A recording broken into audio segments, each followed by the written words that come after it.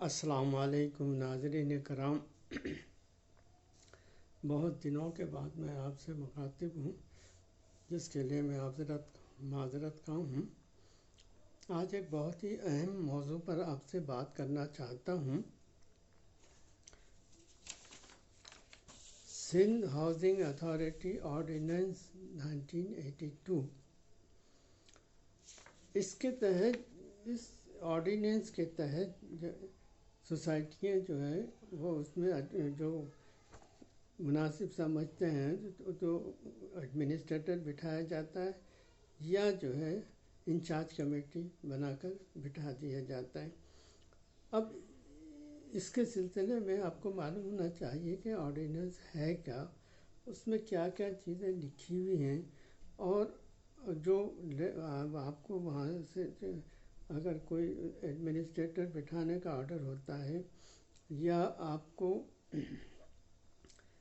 Committee incharge جو ہے وہ سنبھال لیتا ہے، آپ کے سوسائٹی کے کچھ چارج لے لیتا ہے، تو اس سلسلے میں نے آپ کو تفصیل سے میں آپ کو بتا رہا ہوں، اور میں نے اس میں اس کا ترجمہ آرڈیننس کا اس پر میں نے ایک کتاب بھی لکھی ہے، وہ بھی آپ چاہیں تو منگوا سکتے ہیں۔ میرا نمبر ہے 0345212682۔ اب میں آپ کو اس کی تفصیل بتاتا ہوں۔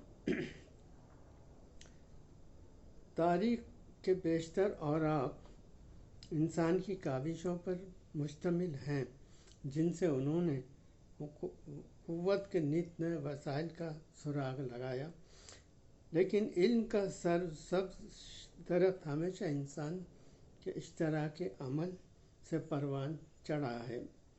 سندھ ہاؤسنگ اتھارٹی آرڈیننس 1982 کے بارے میں بہت کم لوگ جانتے ہیں، خاص طور امداد باہمی کی رہائشی انجمنوں کی انتظامیہ کمیٹی کے ارکان۔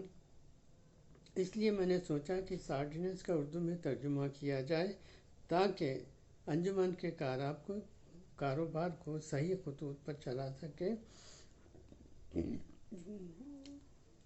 شاید کسی کو معلوم ہو کہ اس آرڈیننس میں 4 ترامیم ہو چکی ہیں، 1982، 86، 87، 88 میں، اور اس میں 4 جو ترامیم ہیں اس میں زیادہ طور اس بات پر دیا گیا ہے کہ حکومت جب کسی سوسائٹی کا چارج سنبھالنا چاہتی ہے تو اس کو چاہیے کہ پہلے گورنمنٹ انکوائری کرائے، انکوائری کے جو نتیجہ ہے وہ ان کو سوسائٹی کو دیں اور اس کا جواب حاصل کریں۔ یہ اس بات پر زور دیا کہ اس سے پہلے جو ہے وہ کسی سوسائٹی کا چارج سنبھالنا اگر چاہتی ہے گورنمنٹ، یعنی رجسٹرار ہے یا ہاؤسنگ اتھارٹی کے چیئرمین ہیں، تو وہ ان کے لیے یہ خاص طور سے ترامیم اس میں کی گئی ہیں، وہ میں آپ کو آہستہ آہستہ آپ کے سامنے پیش کروں۔ اب یہ جاننے کو چاہیے آرڈیننس ہے کیا، کیوں نافذ کیا جاتا ہے۔ آرڈیننس ایک قانون کی طرح ہے، لیکن پارلیمنٹ کے ذریعے نافذ نہیں کیا جاتا، بلکہ صدر اسلامی جمہوریہ پاکستان کے ذریعے اس وقت جاری کیا جاتا ہے جب پارلیمنٹ اور سینٹ میں ان سے کوئی بھی اجلاس نہیں ہوتا ہے۔ آرڈیننس کو جاری کرنے کے لیے مرکزی کابینہ کی سفارش ضروری ہے۔ آرڈیننس کا استعمال کرتے ہوئے فوری قانون سازی کی کارروائیاں کی جا سکتی ہیں۔ آرڈیننس جس کی توسط سے سندھ ہاؤسنگ اتھارٹی کا قیام عمل میں لایا گیا ہے، چونکہ سندھ میں ہاؤسنگ ڈیولپمنٹ کام کرنے والی کوآپریٹو سوسائٹیز کی سرگرمیوں کو دوبارہ منظم کرنے، ریگولیٹ کرنے اور ان کی نگرانی کے مقاصد کے لیے ایک کوآپریٹو ہاؤسنگ اتھارٹی قائم کرنا ضروری سمجھا گیا۔ اب اس لیے 5 جولائی 1970 کے اعلان اور عبوری آئینی آرڈیننس 1981 کی تعمیل میں گورنر سندھ مندرجہ آرڈیننس جاری کیا ہے۔ یہ آرڈیننس نافذ العمل ہے۔ اس وقت کسی بھی دوسرے قانون میں جو کسی چیز کے باوجود آئین، میمورنڈم، ایسوسیشن کے آرٹیکل یا کسی سوسائٹی کے بائی لاز یا کسی معاہدے میں یا کسی ایوارڈ آرڈر میں کسی بھی حکم نامہ، حکم انتہائی یا فیصلہ، امتناعی اور فیصلہ۔ A2 حکومت ذیلی دفعہ 2 کے تحت کارروائی کرنے سے پہلے سوسائٹی کو اپنے اوپر لگائے الزامات جواب دینے کا موقع فراہم کر سکتی ہے، کرے گی۔ اس لیے کہ جب آپ کے پاس کوئی شکایت آئی، دو باتیں ہیں، ایک تو یہ ہے کہ شکایت آئی اور چیئرمین کو بھی جو ہے وہ اپنے طور پر بھی سوسائٹی کا چارج لے سکتا ہے۔ اس کے لیے بھی ضروری ہے کہ وہ پہلے سوسائٹی کے معاملات کی انکوائری کرائے، اس کی رپورٹ آ جائے، اس رپورٹ کے اندراجات مینجمنٹ کو فراہم کیا جائے اور ان کو جو ہے شوکار نوٹس دیا جائے، ان سے جواب مانگا جائے۔ وہ اگر تسلی بخش جواب دیتے ہیں تو ان کے خلاف کارروائی نہیں ہوگی، ان کے سوسائٹی کا چارج حکومت نہیں لے گی۔ اگر واقعی میں جو الزامات ثابت ہوتے ہیں تو وہ جو ہے چارج لے لیتی ہے، مینجمنٹ کو وہ ختم کر کے الیکشن کراتی ہے، الیکشن کرا کے ان کا چارج نئی مینجمنٹ کے حوالے کر دیتی ہے۔ یہ بات آپ کے سمجھنے کی ہے۔ یہ آرڈیننس نافذ العمل ہو چکا ہے۔ اس وقت کسی بھی دوسرے قانون میں موجود کسی بھی چیز کے باوجود یا یہ تو یہاں پر یہ بات ذہن میں رہے کہ چیئرمین ہاؤسنگ اتھارٹی اس وقت کسی بھی سوسائٹی کے خلاف کوئی بھی کارروائی نہیں کر سکتی ہے۔ پہلے سوسائٹی کے خلاف انکوائری نہیں کرتی، انکوائری کے بعد انکوائری کے نتائج سے سوسائٹی کو آگاہ کیا جائے گا، اس کا نوٹس جاری کیا جائے گا۔ سوسائٹی خاطر خواہ جواب نہ دے تو اس صورت میں 6A کے تحت کارروائی کی جاتی ہے۔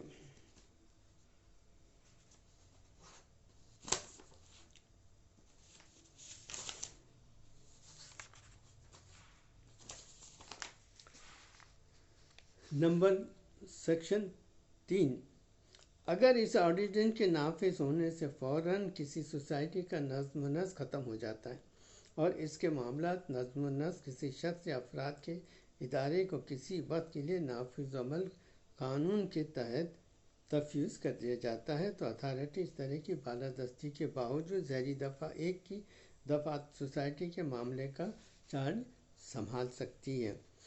نمبر 5، جہاں سوسائٹی کا چارج یا کنٹرول اتھارٹی نے اپنے ہاتھ میں لے لیا ہے، وہاں سوسائٹی کا انتظام یا سوسائٹی کے معاملات کو چلانے والے افراد یا فرد کا ادارہ اتھارٹی یا اس کے کسی ممبر یا افسر کو نامزد کر دے گا۔ سوسائٹی سے تعلق رکھنے والے یا اس کے قبضے میں یا اس سے کسی بھی شخص کے قبضے میں تمام اثاثوں اور ریکارڈ کو قبضے میں لیتی ہے۔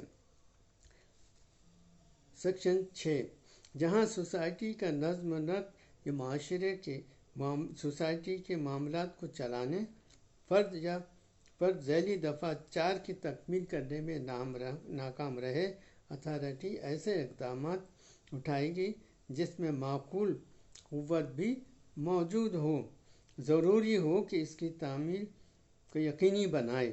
اتھارٹی ایک انتظامی کمیٹی مقرر کر سکتی ہے جس میں ایسے افراد کی تعداد شامل ہو جو کہ سوسائٹی کے ممبران کے درمیان فارم کا تعین کر سکتی ہے۔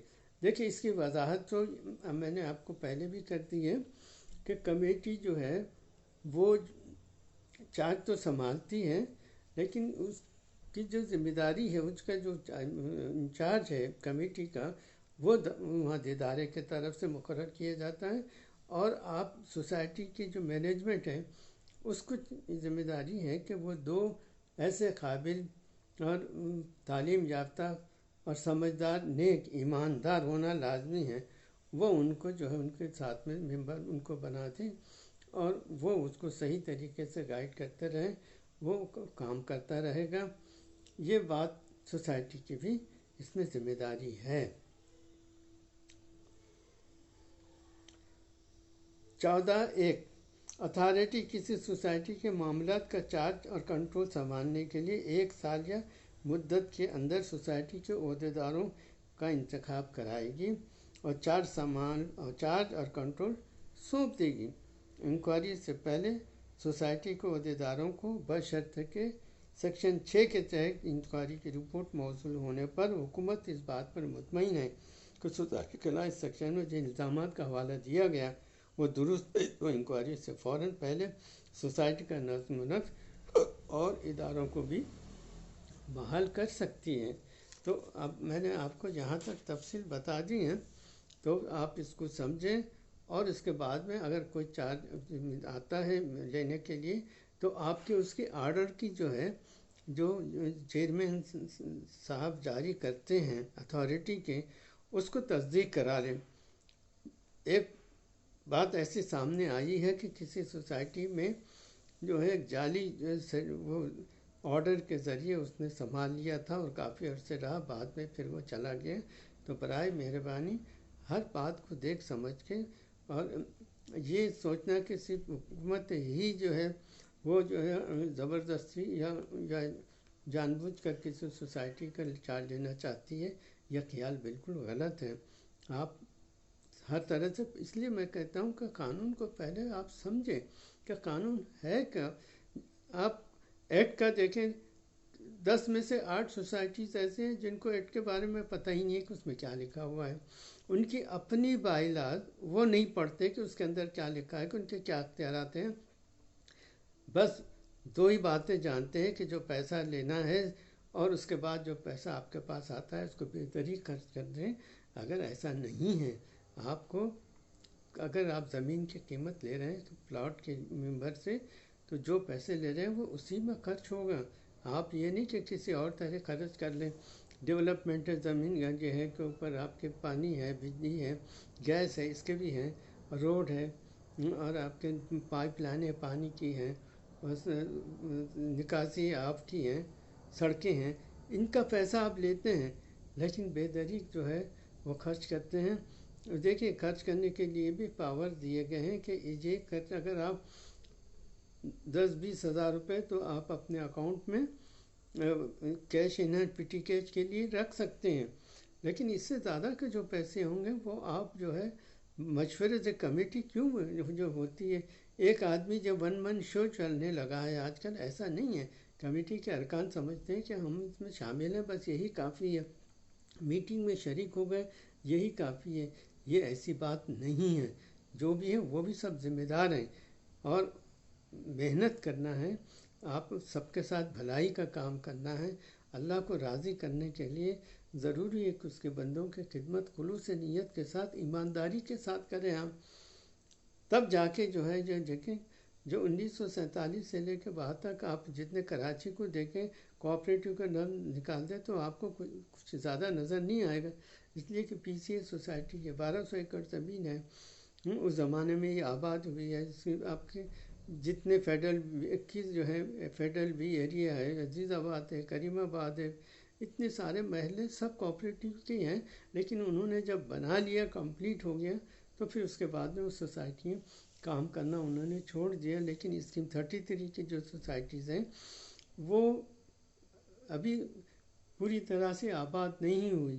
اس کو آباد ہونے، حالانکہ 10 سال 20 سال پہلے ہی آباد ہونا تھا، لیکن نہیں، اس لیے کہ لاپرواہی، معلومات نہ ہونے، ممبران کو بھی نہیں پتہ کہ وہ کیوں ممبر بن رہے ہیں، جو کمیٹی میں آ رہے ہیں ان کے پاس تجربہ نہیں، کچھ نہیں۔ تو ان تمام باتوں کی وجہ سے زمینیں رہنے سے لوگوں نے قبضہ بھی کر لیا، اس کے لیے بھی لاکھوں روپے، کروڑوں روپے خرچ ہو گئے، پھر بھی بعض کی زمینیں نہیں مل سکیں۔ یہ سب لاپرواہی، ناتجربہ کاری ہے۔ تو برائے کرم آپ اس میں دلچسپی لیں، اگر خلوص نیت کے ساتھ۔ یہ آپ کسی پہ احسان نہیں کر رہے ہیں کہ ہم ممبران پہ احسان کر رہے ہیں کہ ہم، ایسا نہیں ہے۔ آپ نے اللہ کو راضی کرنے کے لیے اس کے لیے صحیح محنت کریں۔ بہرحال میری باتوں میں اگر کوئی آپ ناگزیر گزری ہو تو میں اس کے لیے معذرت کا ہوں۔ انشاءاللہ جو ترامیم اس میں ہوئی اس سلسلے میں پھر انشاءاللہ اگلے ویڈیو میں آپ سے بات کروں گا۔ السلام علیکم ورحمۃ اللہ وبرکاتہ۔